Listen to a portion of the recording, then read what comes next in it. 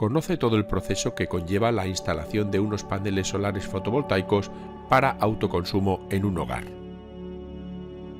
Tal y como está hoy en día el precio de la electricidad, yo soy uno de los que ha decidido instalar paneles solares en casa.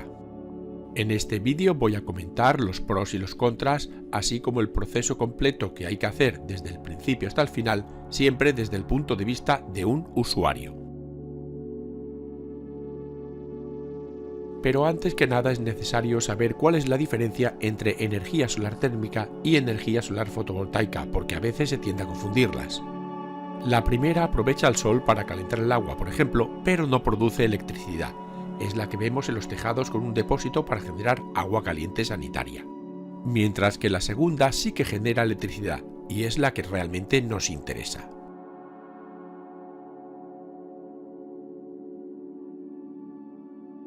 Y como todo, siempre es bueno conocer las leyes. Por eso, en el caso de las instalaciones de autoconsumo fotovoltaico, la legislación que se aplica es el Real Decreto 244/2009 del 5 de abril, por el que se regulan las condiciones administrativas, técnicas y económicas de autoconsumo.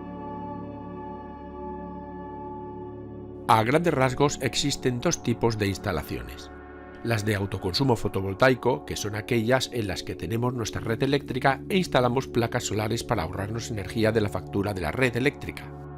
Y las aisladas de la red, que son aquellas donde no hay o no llega red eléctrica, siendo las placas fotovoltaicas las que generan toda la energía que necesitamos. Evidentemente, estas segundas son mucho más caras que las primeras. ¿Pero merece la pena realizar una inversión de este calibre? Pues en mi caso diré rotundamente que sí. Todo depende de cada hogar, pero el ahorro puede suponer en torno a un 30 o un 70% de la factura de electricidad, que no es poco. Es cierto que durante los primeros años el dinero ahorrado se destinará a pagar la inversión realizada, pero a partir del séptimo o el octavo año aproximadamente, la instalación y todo lo que produzca irá directamente a nuestro bolsillo. Hay que tener en cuenta que estos productos tienen entre 10 o 30 años de garantía, y por tanto sí que merece realmente la pena. Una vez que tenemos claro que nos merece la pena, lo primero que hay que hacer es saber cuánta energía consumimos al año, porque la instalación de paneles fotovoltaicos es rentable en un hogar a partir de 2.500 kWh anuales. ¿Y cómo se puede conocer este dato? Pues muy sencillo, mirando el consumo mensual en la web o en las facturas y sumándolos todos.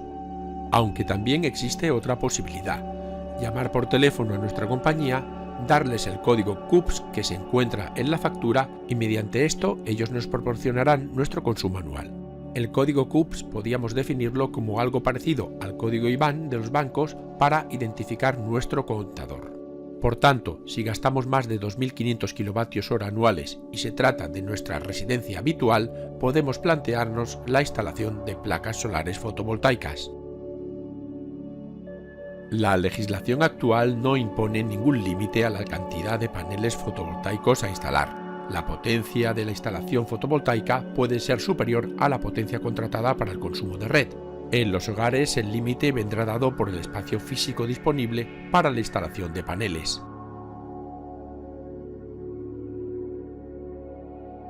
Se puede solicitar la instalación contactando directamente con una empresa instaladora o con nuestra compañía eléctrica habitual. Y en este segundo caso, las eléctricas tipo Naturgy o Iberdrola cuentan con unas empresas colaboradoras que harán todo el proceso.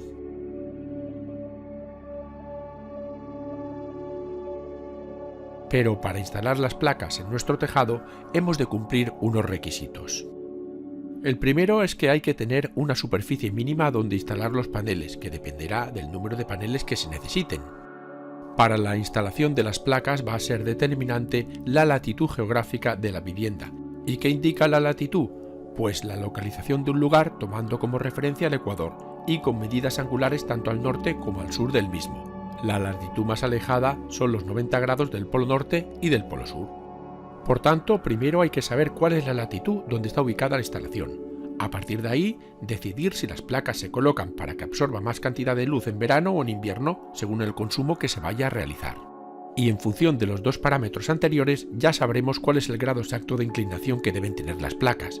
Por ejemplo, en Andalucía, es preferible un tejado inclinado con un ángulo de 32 grados aproximadamente. En Asturias, al estar más al norte, el ángulo sería mayor, mientras que en Canarias, al estar más cerca del Ecuador, sería menor. Por tanto, a mayor cercanía del Ecuador, menor el ángulo de inclinación de la placa.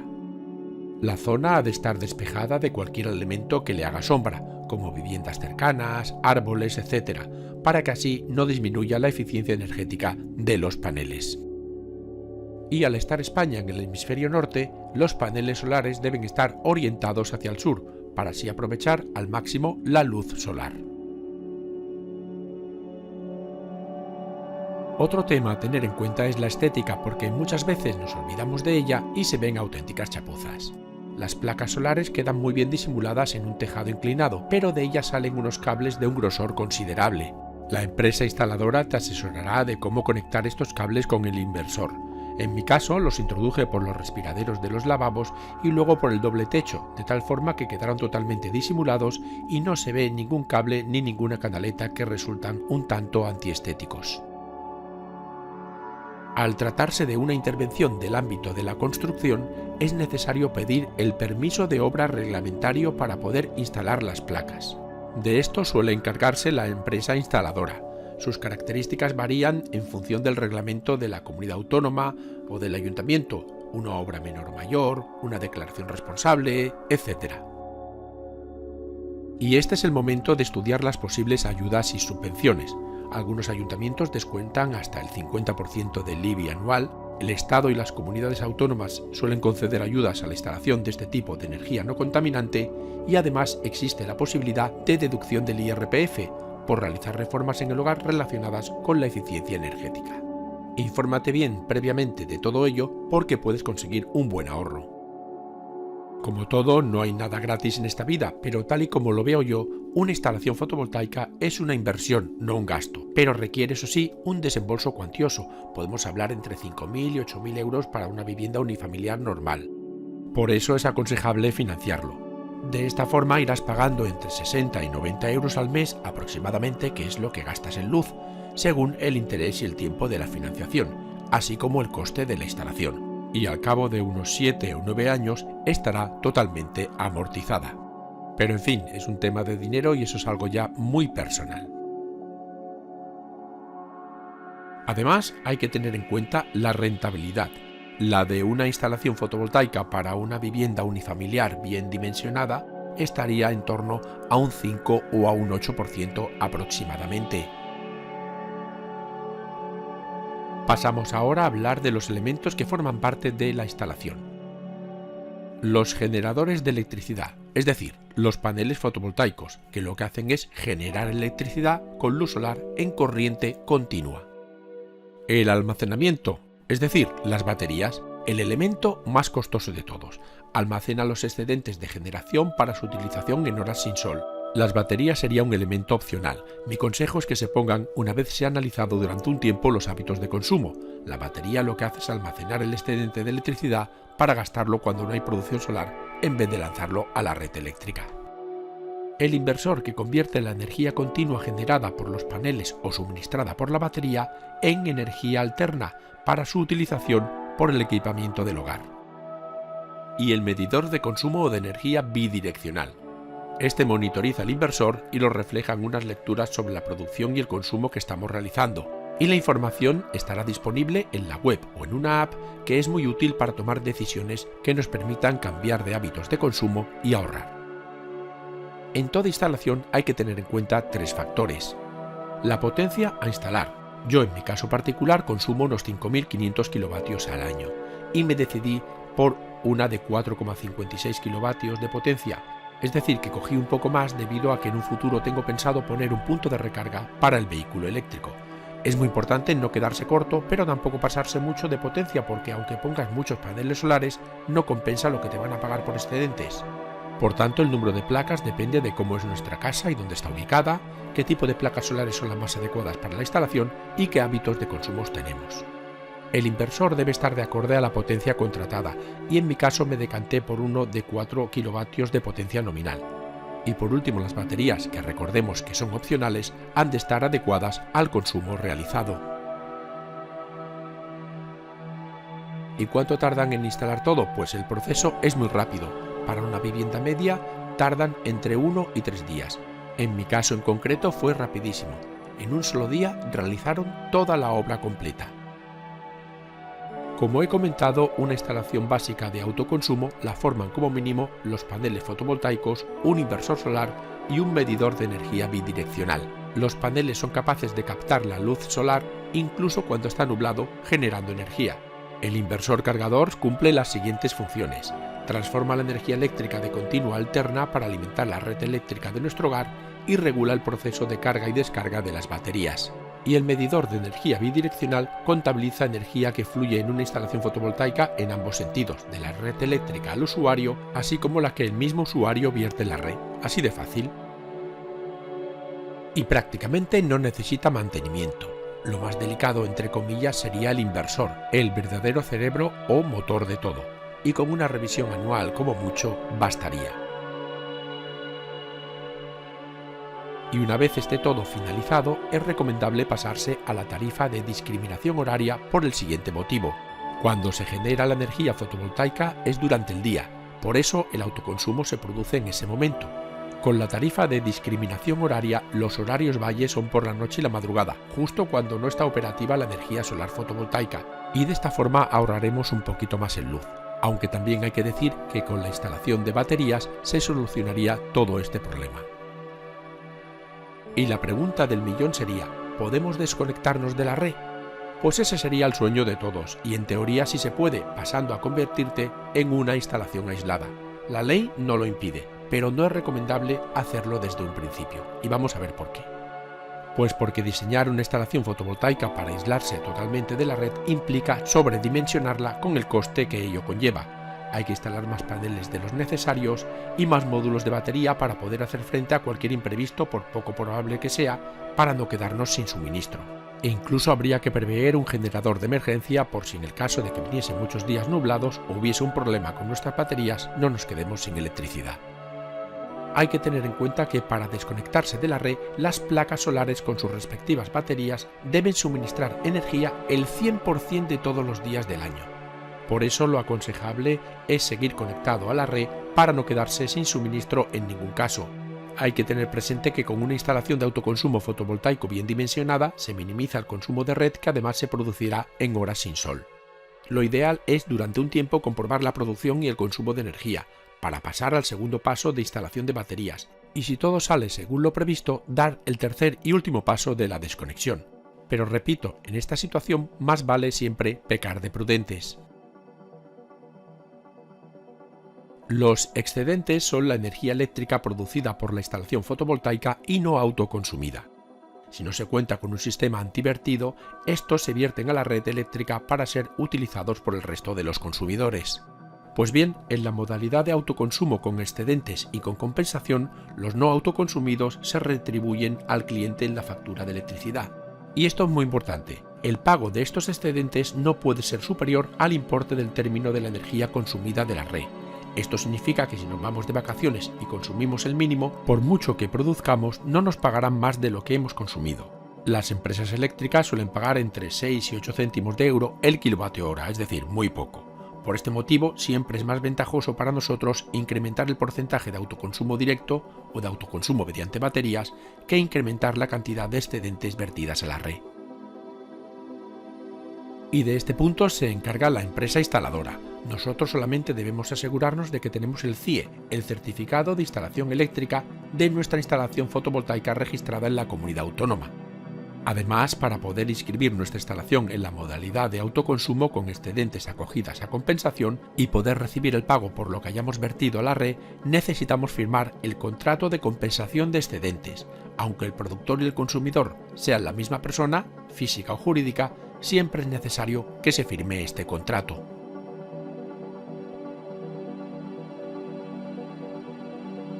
Y ahora vamos a pasar a ver cómo sería el funcionamiento de la web o la app que permite conocer los datos básicos importantes para tomar decisiones y saber qué estamos gastando o ahorrando.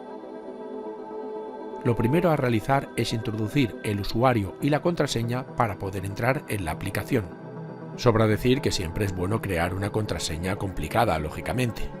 Pues bien, una vez hemos entrado en la aplicación, vemos que la primera página es una pantalla genérica con todos los datos básicos. En la izquierda tenemos los KPIs, es decir, la información fundamental, la energía actual que estamos produciendo, el rendimiento del día en concreto en el que estamos, los ingresos actuales que siempre serán estimativos y el rendimiento total de la planta. En el centro tendríamos la información del estado actual de la planta, que sería normal, y en la derecha una alarma en tiempo real, que nos avisa de cualquier incidencia que haya. Ya en la página más importante de la aplicación tenemos en la parte superior izquierda el rendimiento total de la planta en megavatios, el rendimiento de hoy, el consumo de hoy precisamente y el autoconsumo del mismo día. Y justo en la parte inferior un croquis del flujo de la energía. Vemos cómo va fluyendo en un sentido u en otro, dependiendo de si funciona o no funciona la instalación solar y de la cantidad de potencia generada. Si tuviésemos una batería, habría dibujado un icono adicional que la señalaría, así como su flujo respectivo. En este caso en concreto vemos que es por la tarde y está fluyendo la energía desde los paneles solares, concretamente el inversor, hacia, por un lado, la red eléctrica, esta sería la cantidad exacta, y también hacia el hogar. Por tanto, estamos generando más energía de la que consumimos. Si le damos al scroll hacia abajo, podemos comprobar la gestión de la energía en concreto. Esta está periodificada en 3 grupos, por día, por mes y por año. Y en la parte superior hay 2 barras muy importantes. La energía, que se divide en autoconsumida y exportada, y por otro lado el consumo, que es el autosuficiente y la energía importada. Siempre es importante que la energía producida sea superior a la consumida. El color verde indica la energía que nos van a pagar porque la hemos exportado y el color rojo indica la energía que tenemos que pagar nosotros porque la estamos importando de la red eléctrica general. Pinchando en mes tendríamos los mismos datos, pero en un gráfico de barras a nivel día por día durante todos los días del mes, y pinchando en año tendríamos lo mismo, pero a nivel anual. Tanto en mes como en año, las barras superiores se adecúan a las cantidades que estamos consultando, tanto en energía como en consumo. En mi caso la situación es favorable, porque genero más energía de la que consumo. Pasemos al análisis diario. Podemos apreciar que podemos quitar, para verlo de una forma mucho más clara, la potencia de salida, el consumo o el autoconsumo. Poner los 3, poner 2, poner 1, lo que deseemos. En el caso concreto de la potencia de salida, apreciamos que tiene forma de campana de Gauss. Se trata de la energía generada.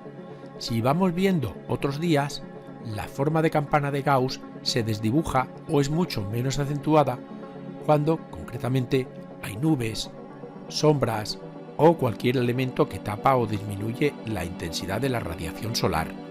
Evidentemente, a nosotros, como productores de electricidad, nos interesa que esta campana sea muy acentuada y constante. ¿Para qué? Pues para que podamos aprovechar la energía solar y no tengamos que consumir energía del exterior. En esta está totalmente desfigurada. ¿Por qué? Pues porque ha habido nubes y han tapado el sol. Y en la parte de la derecha tenemos el gráfico de barras con los ingresos, pero recordemos que estos son siempre estimativos. Así que no hace falta hacerles mucho caso porque seguramente son mucho menores de los que pone aquí. Y aunque la web o la app tiene muchísima información y muchísimas páginas adicionales, la que vamos a ver es la de informes. En la subpestaña Informes de plantas tenemos todos los datos recopilados por días, por meses o por años. De esta forma sabremos en todo momento si estamos generando o consumiendo más energía de la necesaria. Podemos exportarlo o, mejor aún, podemos hacer una exportación automática. En mi caso concreto lo tengo todo programado para que me haga diariamente una exportación automática a mi correo electrónico privado. Y hasta aquí esta ha sido mi experiencia como usuario de las placas solares fotovoltaicas. Si quieres ver más vídeos como este, entra en youcan.com. Muchas gracias por tu atención.